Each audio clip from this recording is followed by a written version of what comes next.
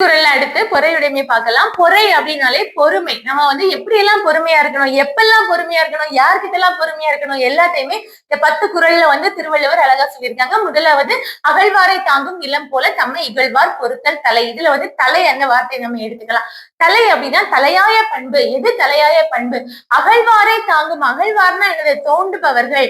தன்னை தோண்டுபவர்களை கூட தாங்கிக் கொள்கிறது இந்த பூமி.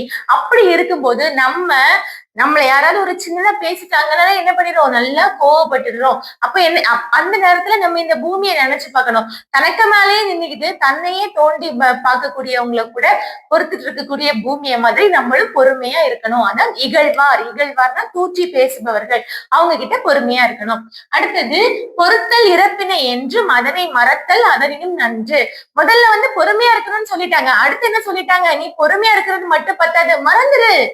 மறத்தல் அதை எடுத்துக்கலாம். அப்போ ஒருத்தர் செஞ்ச தீமையை என்ன பண்ணணும்? நம்ம பொறுத்துக்கணும். அது கூடவே நம்ம மறந்துடணும். மறந்துருக்கும் போது நம்ம அவங்கள பார்க்கும்போது நமக்கும் மனசு உறுத்தாது.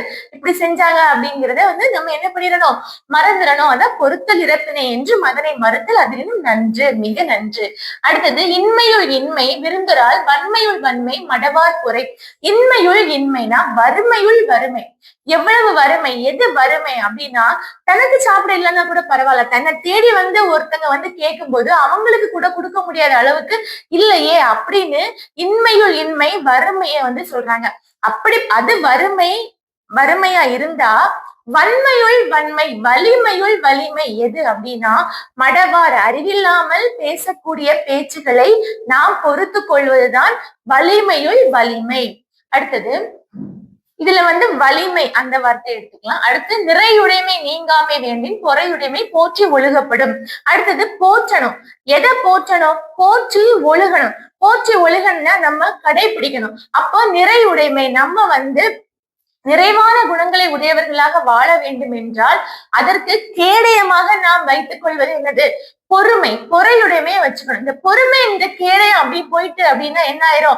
கெட்ட விஷயங்கள்லாம் நம்ம கிட்ட வந்துடும். கெட்ட குணங்கள் எல்லாம் நம்ம கிட்ட வந்துடும். அதனால நிறையுடைமை நம்ம கிட்ட இருந்து நீங்காம இருக்கணும் அப்படின்னா பொறுமையை ஒரு கேடயமாக நாம் போற்றி ஒழுக வேண்டும். அடுத்தது பொறுத்தாரை ஒன்றாக வையாரை வைப்பர் பொறுத்தாரை பொன் போல் பொதிந்து. பொன் போல் எது பொண்ணு? யாரு பொண்ணு? சான்றோர்கள் யார பொன் போல பாதுகாப்பாங்க அப்படின்னா ஒருத்தர் செஞ்ச குற்றத்துக்காக அவங்கள தண்டிப்பவர்களை பொன் போல பாதுகாக்க மாட்டாங்களாம். அவங்கள மன்னிச்சு விடுறவங்க என்ன பண்ணுவாங்க? சான்றோர்கள் பொன்னை போல பொன்னான மனிதன் அப்படின்னு சொல்லி போற்றி பாதுகாப்பாங்களாம். அதனால பொறுமையா இருங்க அப்படின்னு சொல்றாங்க.